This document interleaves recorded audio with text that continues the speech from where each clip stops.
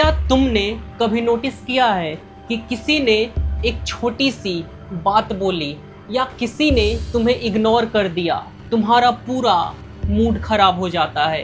एक मैसेज का late reply, एक रिजेक्शन, एक डिसरिस्पेक्ट तुम्हारा पूरा दिन खराब कर देता है। किसी ने क्रिटिसाइज कर दिया, तुम्हारा पूरा कॉन्फिडेंस हिल जाता है। पता है ऐसा क्यों होता है? क्योंकि तुम्हारे खुद के अनकंट्रोल्ड इमोशंस तुम्हें कंट्रोल कर रहे हैं, जबकि होना इसके उल्टा चाहिए था। तुम्हें अपने इमोशंस को कंट्रोल करना चाहिए था, अपने इमोशंस का मास्टर बनना चाहिए था। क्योंकि जिस दिन तुम अपने इमोशंस को कंट्रोल करना सीख जाते हो, उस दिन से ये दुनिया तुम्हारी थिंकिंग, तुम्हारी पीस और तुम्हारे एनर्जी को कंट्रोल नहीं कर पाती है। मतलब चाह कर भी ये दुनिया तुम्हें कंट्रोल नहीं कर पाती है। तो दोस्तों, आज की इस वीडियो में हम डिकोड करेंगे कि हमारे इमोशंस कैसे काम करते हैं, इसके पीछे की एक्चुअल साइकोलॉजी क्या है और हम अपने इमोशंस को कैसे कंट्रोल कर सकते हैं। तो इसी के साथ आते हैं इस वीडियो के पार्ट 1 पे, जहां हम समझेंगे कि सेम सिचुएशन में हमारे इमोशंस अलग अलग कैसे ट्रिगर हो सकते हैं। साइकोलॉजी के अकॉर्डिंग इमोशन एक ऑटोमेटिक रिस्पॉन्स है। इसका मतलब ये हुआ कि जैसे आप रास्ते पर चल रहे हो, अचानक से सांप आ गया, आप डर कर पीछे हट गए, तो ये जो डर का इमोशन था ये ऑटोमेटिक था। इसे एक एग्जाम्पल से समझते हैं। मान लो ए और बी दोनों दोस्त हैं, दोनों के सामने सेम सिचुएशन है, दोनों को लेट रिप्लाई आता है। अब ए सोचता है कि शायद वो बिजी होगा इसीलिए रिप्लाई नहीं किया, लेकिन बी सोचता है कि वो मुझे इग्नोर कर रहा है।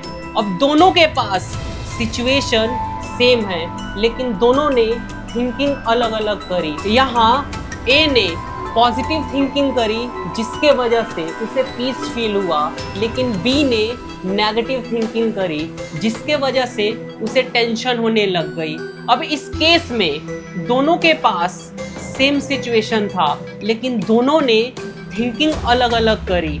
ए ने पॉजिटिव सोचा और बी ने नेगेटिव सोचा, जिसके वजह से सेम सिचुएशन में दोनों के अलग अलग इमोशंस ट्रिगर हुए। इससे पता चलता है कि हमारे इमोशंस रियलिटी से नहीं बल्कि खुद के इंटरप्रिटेशन से क्रिएट होते हैं, खुद की थिंकिंग से क्रिएट होते हैं। इसीलिए कई बार प्रॉब्लम सिचुएशन नहीं होती बल्कि सिचुएशन के बारे में हमारी थिंकिंग होती है। अब आते हैं इस वीडियो के सेकंड पार्ट पे, जहां हम स्टोइसिज्म सीखेंगे।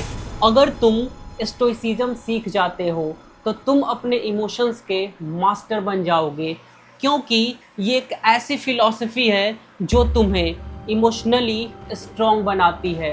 इसकी शुरुआत मार्कस एरोलियस ने किया था, जबकि इसे रियल लाइफ में जी कर दिखाया एपिक्टेटस ने। इन दोनों ने मिलकर बहुत ही पावरफुल कॉन्सेप्ट दिया, और वो कॉन्सेप्ट ये था कि तुम जिन चीज़ों को कंट्रोल नहीं कर सकते हो उस पे तुम अपनी एनर्जी वेस्ट मत करो।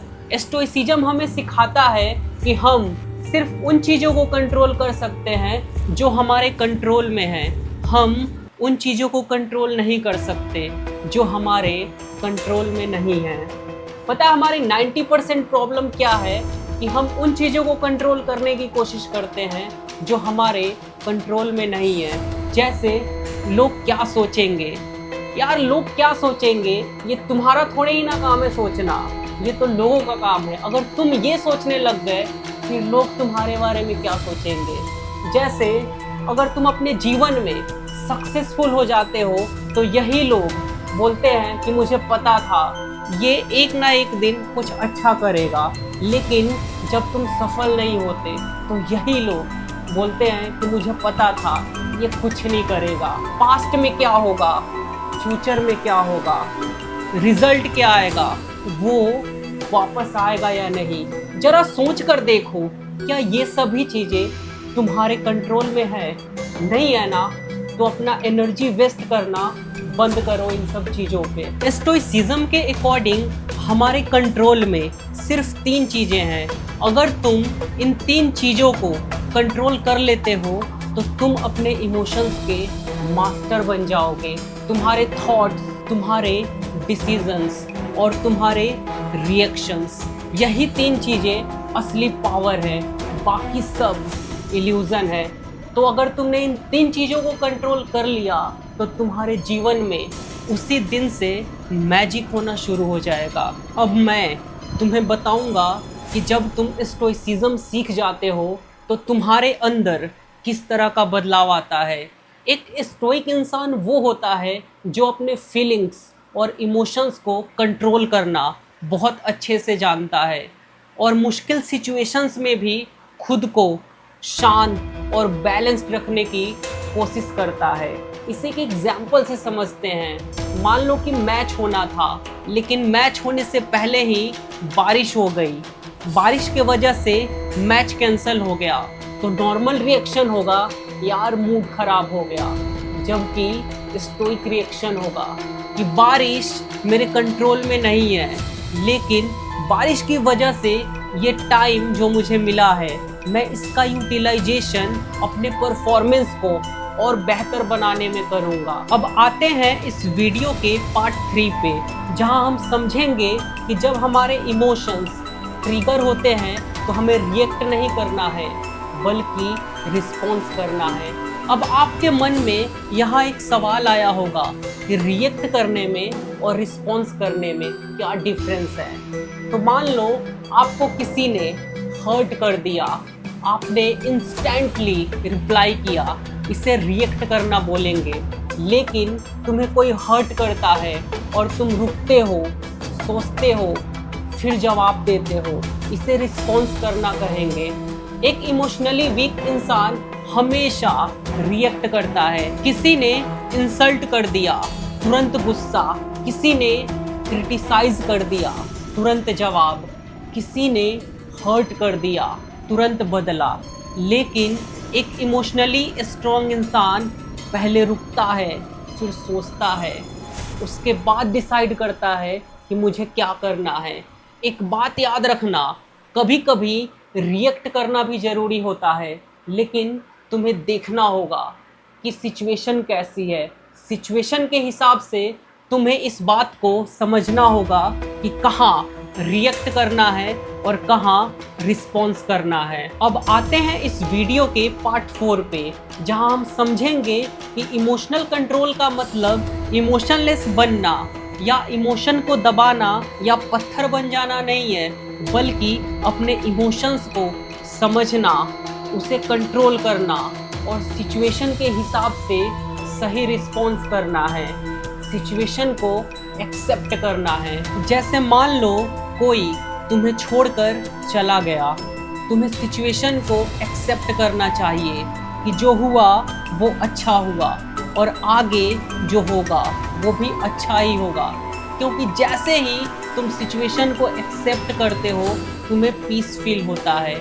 या मान लो किसी ने तुम्हें हर्ट कर दिया, तुम्हें बहुत गुस्सा आ रहा है, तुम्हें सिचुएशन को एक्सेप्ट करना है और सोचना है कि कोई बात नहीं, बदला लिया जाएगा लेकिन अपने तरीके से। या तुम सैड फील कर रहे हो, सिचुएशन को एक्सेप्ट करो, क्योंकि समय की एक बहुत अच्छी आदत है, ये हमेशा एक जैसे नहीं रहता, समय हमेशा बदलता रहता है। तुम्हें सोचना है कि कोई बात नहीं, आज मेरा समय खराब है, कल समय अच्छा भी आएगा। एक बात याद रखना, कभी भी डिसीजन तब मत लेना जब तुम पे तुम्हारे खुद के इमोशंस हावी हो।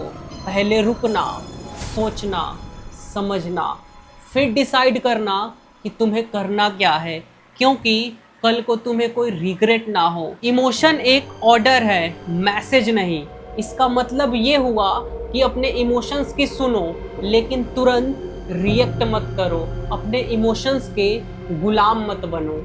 अब आते हैं इस वीडियो के पार्ट 5 पे, जहां हम 3 ऐसे रूल सीखेंगे जो तुम्हें रिएक्शन से रिस्पॉन्स की ओर ले जाएंगे, तुम्हें किसी भी सिचुएशन में काम और कंपोज्ड रखेंगे। रूल नंबर 1, जब भी स्ट्रॉन्ग इमोशन आए अपनी आंखें बंद करना है 10 सेकंड का पॉज लेना है, फिर डीप ब्रीदिंग करना है और खुद से एक सवाल करना है कि ये जो मैं करने जा रहा हूँ ये मेरे फ्यूचर के लिए अच्छा है या नहीं।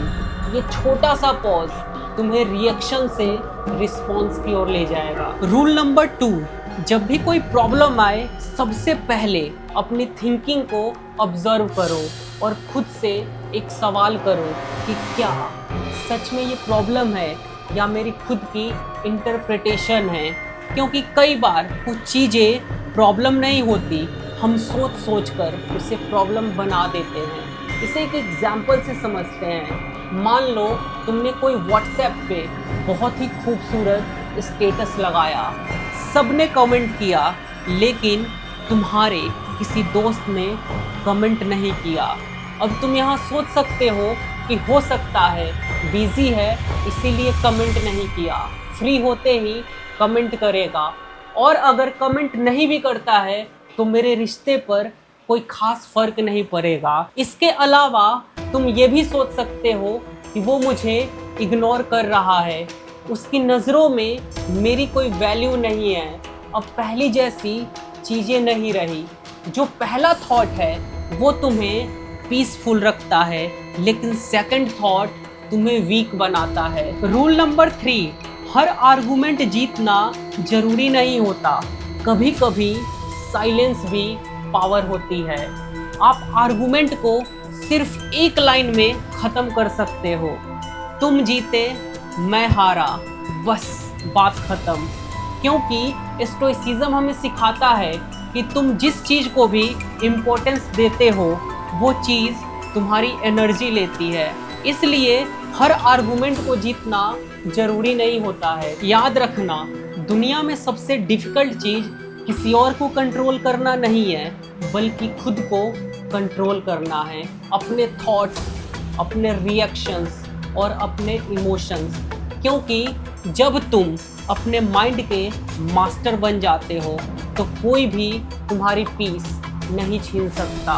लोग बदलेंगे, सिचुएशंस बदलेंगी, प्रॉब्लम्स आएंगी, लेकिन अगर तुम अंदर से स्टेबल हो तो ये बाहर की दुनिया तुम्हें हिला नहीं सकती। तो दोस्तों, आज के लिए बस इतना ही। जाते जाते एक बात कहना चाहूँगा, स्ट्रॉन्ग इंसान वो नहीं होता जिसे कभी गुस्सा नहीं आता।